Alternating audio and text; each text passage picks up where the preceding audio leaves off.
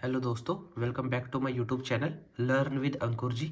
तो आपको पता ही है हमारी टैली ERP9 की सीरीज चल रही है और प्रीवियस वीडियो में हमने इन्वेंट्री इन्फो से रिलेटेड चीज़ें सीखी है कि इन्वेंट्री का स्टॉक कैसे मेजर किया जा सकता है, फिर कैसे मेंटेन कर सकते हैं हम टैली ERP9 में। तो उसके लिए हमने देखा है कि हम उसको यूनिट ऑफ मेजर कैसे कर सकते हैं और गोदाम क्रिएट कैसे कर सकते हैं। तो आप इसमें जैसे एंटर प्रेस करेंगे तो यहाँ पर आपने इसमें से क्या क्या चीज़ें सीख ली है। आपने यूनिट ऑफ मेजर बनाना सीख लिया, गोदाम सीख लिया। अगर आपको अभी भी क्लियर नहीं है या आपको नहीं समझ में आ रहा है तो आप प्रीवियस वीडियो में जाए और उसमें आप देखिए कि मैंने उसको कैसे समझा। और कोई भी डाउट आता है तो आप नीचे कमेंट सेक्शन में जरूर लिखिए ताकि मैं आपके उस डाउट को सोल्व कर सकूं। अब हम बात करते हैं स्टॉक ग्रुप, स्टॉक आइटम और स्टॉक कैटेगरी, ये क्या चीजें होती है। सबसे पहले बात करेंगे हम स्टॉक ग्रुप की।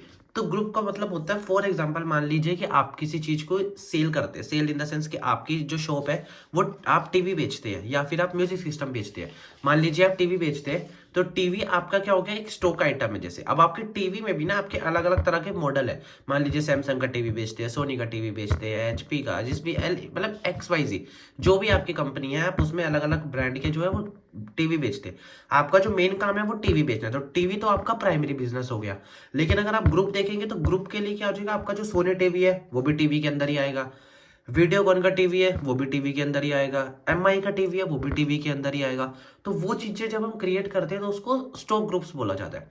वो कैसे, मैं आपको करके दिखाता हूँ। सबसे पहले आप देखेंगे स्टॉक ग्रुप, जैसे आप इस पे एंटर करेंगे क्रिएट, ये ऐसी सी स्क्रीन बनी आ जाएगी लेफ्ट साइड में आपके। आप यहाँ पर आपका पहला मैंने आपको बताया कि आपका प्राइमरी बिजनेस क्या है।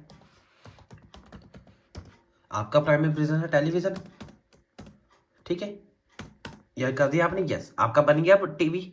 तो अब आप टीवी के अंडर, मतलब देखिए क्योंकि टीवी में भी वैरायटीज है। अब अगर आप ये कहेंगे कि हमने भैया टीवी का स्टॉक सारा एक जगह रख दिया, तो अब आपको सामान देखना है, किसी को सेल करनी है, तो आप उस बंदे को कैसे बता पाएंगे। या फिर आप उसने वो टीवी का ऑर्डर दिया है तो आप उसको छाटेंगे कि हाँ भाई यहाँ पर ये सामान पड़ा है, यहाँ पे ये सामान पड़ा है। तो उसके लिए आप क्या करते हैं, आप अलग अलग कैटेगरी वाइज या अलग अलग स्टॉक का ग्रुप बना देते हैं कि हाँ भाई ये इस टीवी में इतनी क्वांटिटी है, इस टीवी में इतनी क्वांटिटी है और इसके इतने पीसेस है। तो मान लीजिए आपके पास है सैमसंग टीवी, सैमसंग टीवी है। अब ये प्राइमरी में नहीं, ये टेलीविजन में आएगा।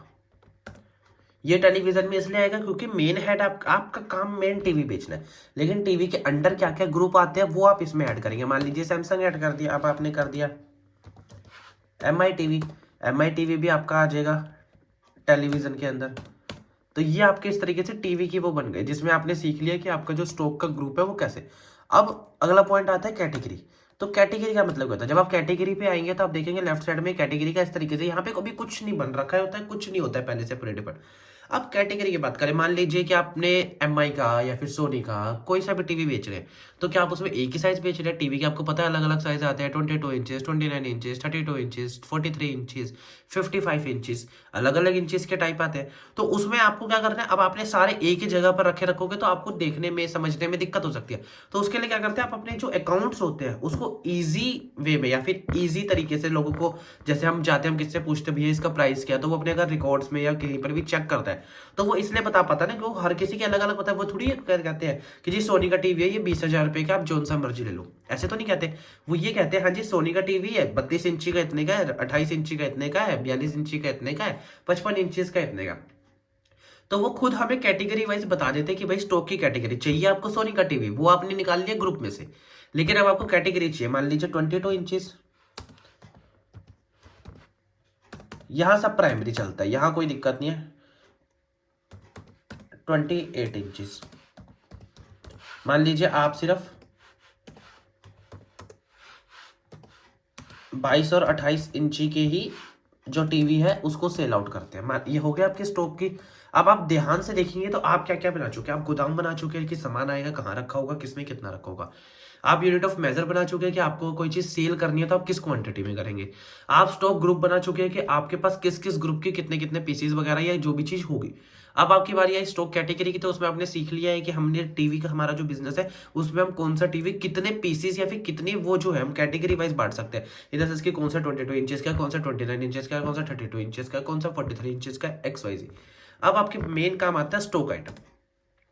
जब आप स्टॉक आइटम का करते हैं तो आपके लेफ्ट साइड में एक ऐसी सी स्क्रीन आती है, अब आपको इसमें लिखना होता है प्रॉपरली स्टॉक आइटम आपकी क्या है। मान लीजिए अब आपने सोनी टीवी का या कुछ भी बना रखा है, तो उसके हिसाब से मैं आपको इसका एक एग्जांपल दिखाना चाहूंगा, उससे आपको और क्लैरिफाई हो जाएगा कि क्या मैं कहना चाहता हूँ। जैसे कि ये रहा आपका एग्जांपल, एक सेकेंड बस। देखिए एग्जाम्पल में क्या दिया हुआ है, टेलीविजन, टेलीविजन के अंदर Sony TV, Philips TV, Videocon TV, और ये जो है ये सोनी का 29 इंचेस का टीवी, सोनी का 25 इंचेस का टीवी, फिलिप्स का XYZ जोन से भी है। तो अब आपने क्या करा, आप देखेंगे, आप यहाँ पर क्लिक करेंगे सैमसंग टीवी, क्योंकि आपने सैमसंग का है। अब जो सैमसंग है वो सैमसंग के अंडर ही आएगा। अब वो कितने इंचेस का है वो आप यहाँ पे देख सकते हैं, 22 का, 28 का, आपने मान लीजिए 28 का है। अब आपने उसको यूनिट में कैसे सोल्व कर रहा है, तो आपको उसको पीस में ही बेचोगे, अच्छी वो चीज़ है कि आप पीस में बेचोगे। अभी जो भी ये चीज़ है उसको छोड़ दीजिए, यहाँ पर आप क्वांटिटी लिख सकते हैं। देखिए ओपनिंग बैलेंस पूछ रहा है कि कितना ओपनिंग बैलेंस है उसका, जितनी भी क्वांटिटी, मान लीजिए मेरे पास पहले 100 यूनिट्स है। अब यहाँ पे पूछ रहा है कि आपकी शॉप 1 में कितनी है, शॉप 2 में कितनी है। मान लीजिए शॉप 1 में मेरी 20 यूनिट्स है, रेट मान लीजिए 18,000 है, ये अपने आप कैलकुलेट कर लेगा बाकी चीज़ें। शॉप 2 में आपकी 80 पीसेस बचे, क्योंकि 100 में से जब आप निकाली, यहाँ भी सेम ही चीज़ है। देखिए आप करेंगे एक्सेप्ट यस। उसके बाद अब आपको चेक करना होता है तो आप यहाँ पे नीचे जाकर डिस्प्ले में कर सकते हैं। सैमसंग टीवी जब आप देखेंगे तो आपको डिस्प्ले में बता दिया पूरे 100 पीसेज आपको 18,000 रुपये के, तो आपके 18 लाख रुपीज़ वैल्यू बन गई है, जो भी आपकी कैटेगरी है। मतलब ये थोड़ा सा चेंजेस आप कर सकते हो जो करना है, लेकिन मैंने आपको एक ओवरव्यू दिया है कि आप इसमें स्टॉक आइटम को किस तरीके से क्रिएट और वो कर सकते हैं। इसमें आपको काफ़ी डाउट क्लियर हो गया होगा। बाकी मैं इसके एक प्रॉपर एग्जांपल की वीडियो बना के अभी थोड़े टाइम में डालने वाला हूँ। आप मुझे बताइएगा कि आपको क्या पूरे एग्जांपल की वीडियो देखनी है। तो अगर आप इस वीडियो पे 10 लाइक कर देंगे मिनिमम, तो मैं उसके एग्जांपल की, विद एग्जांपल के, फुल एग्जांपल की वीडियो बना के, जिससे आपका पूरा डाउट क्लियर हो जाएगा कि इन्वेंटरी मास्टर में आप किस हिसाब से स्टॉक आइटम को पूरी तरह मेंटेन कर सकते हैं, क्या क्या चीज़ें होती है, क्या क्या नहीं। तो ये सारी चीज़ें के लिए आपको मिनिमम 10 लाइक्स इस पर करने पड़ेंगे। तो हमारा टारगेट यही है दोस्तों। आज के लिए इतना ही, मिलते हैं हमारी अगली वीडियो में। Till then bye bye, see you guys.